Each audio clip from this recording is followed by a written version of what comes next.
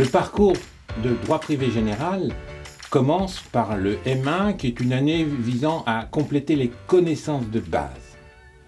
Puis, il débouche sur la deuxième année, le M2, qui est une année proprement extraordinaire, à tout point de vue. Extraordinaire parce que ce qui s'y passe est fort différent des 4 années antérieures.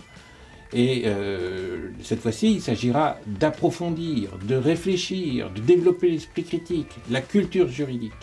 Et cette méthode permet de former aux professions les plus diverses, la magistrature, les avocats au conseil, les avocats, le notariat, les juristes d'entreprise, et bien entendu aussi les professions de l'enseignement, professeurs et maîtres de conférences.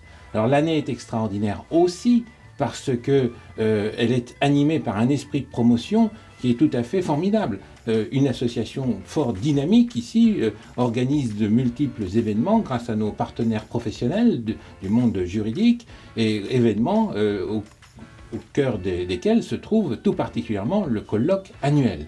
Donc ça vaut vraiment le coup d'entrer dans le parcours M1 droit privé général pour arriver ensuite dans le M2.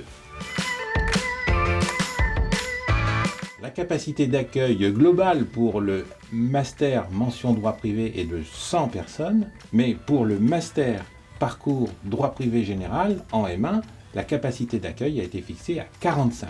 45 d'ailleurs, ça permet de prendre les étudiants qui habituellement étaient en M1 à Paris 2 et qui se dirigeaient vers le M2 de droit privé général.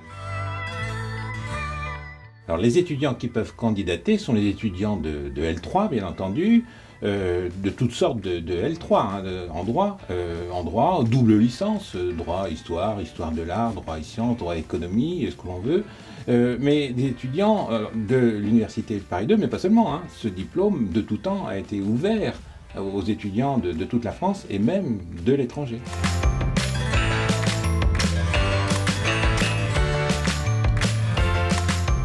Alors sur le premier aspect de votre question, la réponse est très simple. Il n'y aura pas de nouvelle sélection pour les étudiants qui sont entrés en M1 de droit privé général. Ils auront le droit d'accéder au M2 de droit privé général, à condition bien entendu de réussir les examens de fin de M1.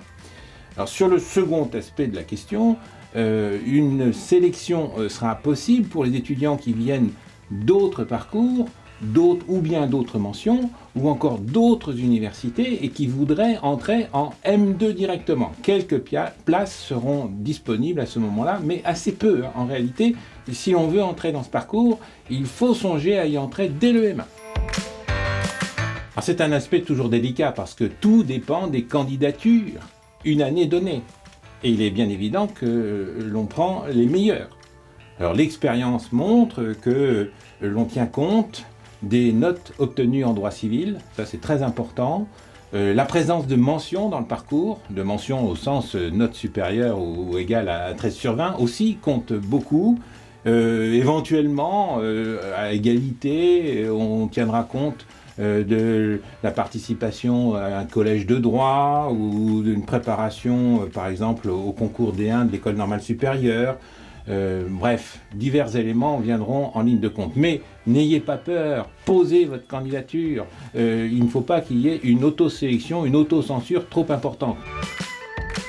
Alors en M2, les matières proposées sont à base civiliste. Le droit des obligations, tout le monde concrètement le fait, c'est essentiel. Mais ensuite, la palette est extrêmement large et les étudiants composent leur deuxième année comme ils l'entendent en fonction de leur goût, de leurs attraits, de leur avenir professionnel.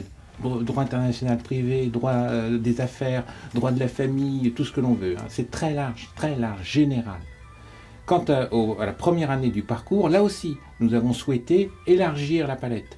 Une base civiliste, seules sont obligatoires les 3 matières de droit civil enseignées en 4e année, et le droit international privé.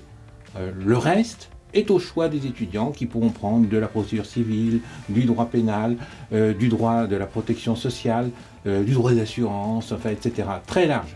C'est un parcours de droit privé général.